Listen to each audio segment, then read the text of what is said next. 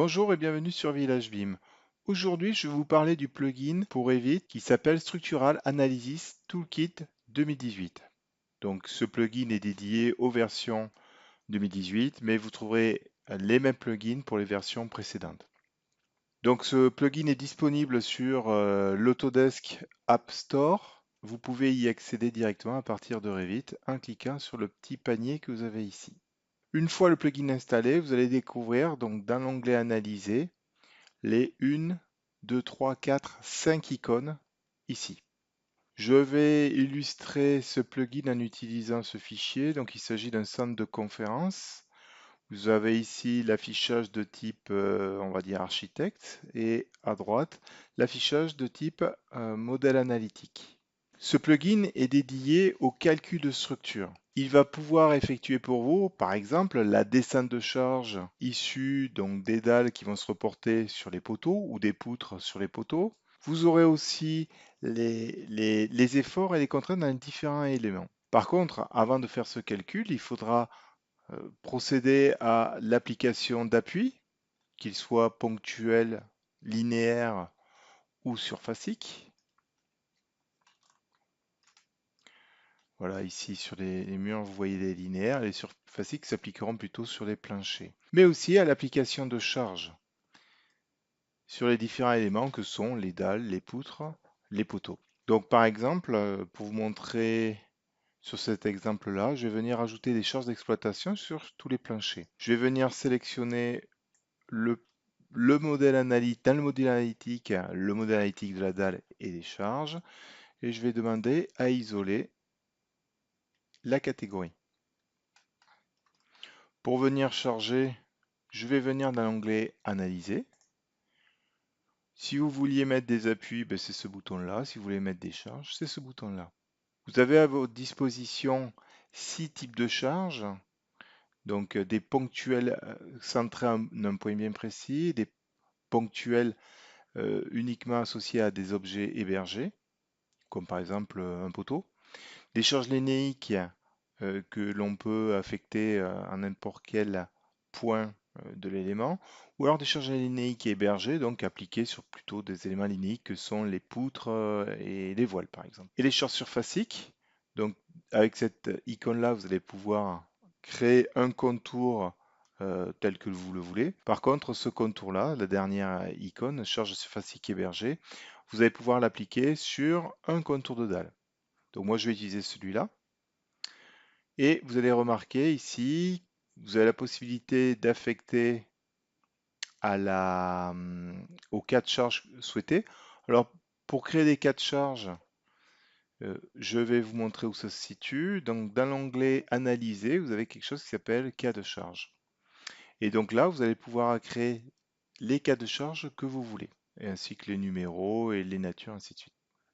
Autre détail concerne les unités, par exemple des charges. Ça va se trouver dans l'onglet Générer, Unités.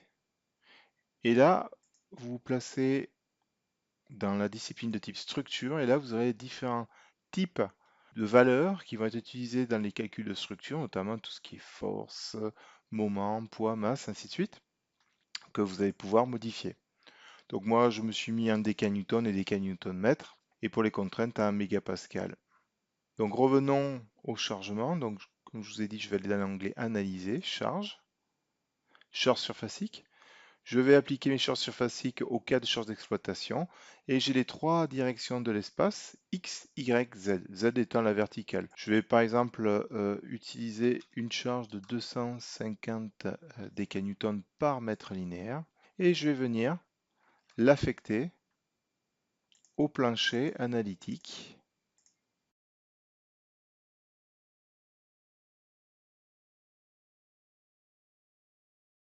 Je vais revenir à l'affichage de base et là je suis prêt à lancer mes calculs sur le cloud. De retour dans l'onglet Analyser, je vais pouvoir cliquer sur le bouton Analyser dans le cloud. Quelques étapes permettant de vérifier si votre modèle ne comporte pas d'erreur, absence de matériaux ou absence de section. Il va vérifier le modèle, de savoir s'il a bien des appuis. Et il va, une fois que toutes ces étapes seront passées, il va envoyer le modèle dans le cloud.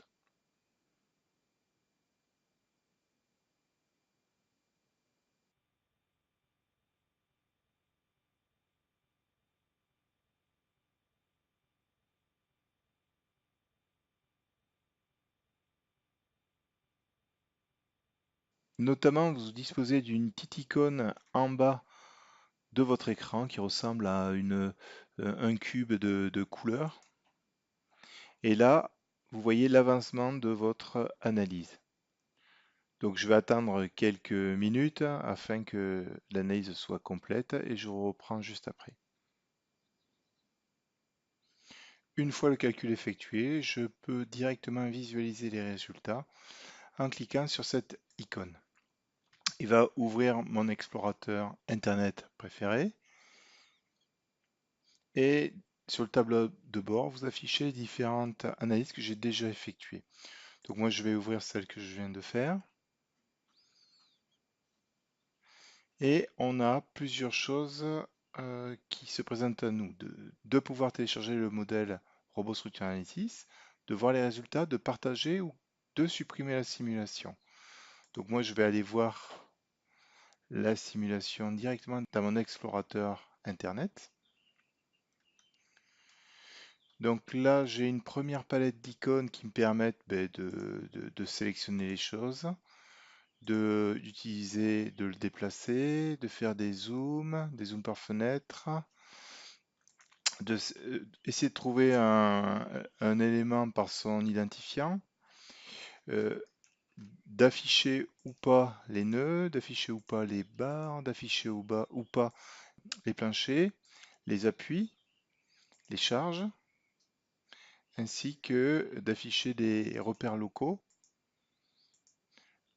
le maillage élément fini, et la dernière icône, ce sont des préférences, d'afficher les différentes valeurs dans les unités que vous désirez. On va se mettre en perspective, voilà. Pour visualiser les résultats, il suffira par exemple de sélectionner un cas de charge. Par exemple, je prends le cas de CP.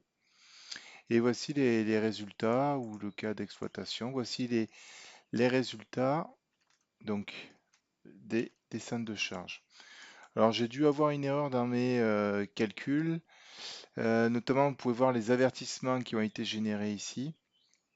Que moi j'ai ignoré, mais il faut à tout prix les corriger avant d'envoyer au calcul, ce qui donnera des valeurs un petit peu erronées.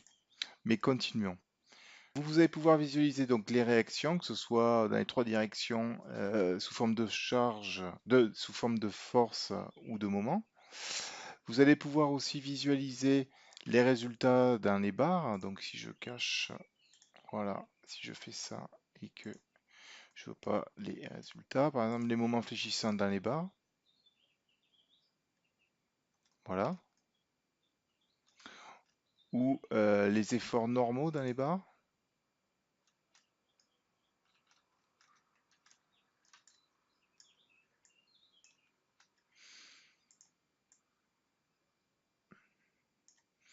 Ainsi que les résultats des moments par exemple, sur les éléments finis. Je vais rafficher les dalles pour qu'on y voit un petit peu mieux. Là encore, les valeurs sont erronées suite à mon instabilité de structure. Vous allez pouvoir interroger les éléments en cliquant sur cette icône ici et en sélectionnant, des faces.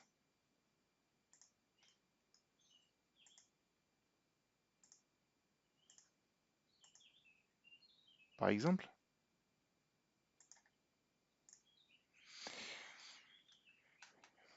Donc bref, pouvoir analyser votre modèle sur le cloud. De retour au projet général, ce que je vais pouvoir faire, comme je vous le montrais tout à l'heure, c'est de visualiser le rapport.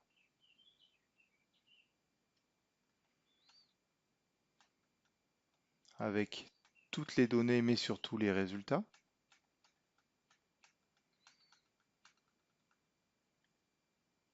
De retour dans Revit, je vais pouvoir télécharger les résultats afin de les afficher dans Revit. Donc vous voyez ici, le premier calcul a été réalisé. Je vais venir cliquer sur télécharger. Vous voyez la barre d'avancement dans téléchargement et je vois que je suis à 32%. Une fois les résultats téléchargés, cliquez sur parcourir. Il va vous ouvrir une fenêtre où il sera possible de visualiser tous les résultats issus du calcul. Je vais fermer cette fenêtre et par exemple demander les moments sur des surfaces MXX. Je vais cliquer sur appliquer. Voici les résultats. Vous trouvez sur la droite l'échelle des valeurs. Alors encore une fois, j'ai une instabilité dans cette structure, c'est pour ça que les valeurs sont erronées. Mais en cliquant sur la légende ici, je vais pouvoir modifier le style d'affichage, à savoir je vais pouvoir gérer tout ce qui est paramètres d'affichage, les couleurs, ainsi que la légende. Et cela pour chaque type de résultat. Donc voilà ce que je voulais vous montrer aujourd'hui. J'espère que cela vous sera utile et je vous souhaite une bonne journée et à bientôt.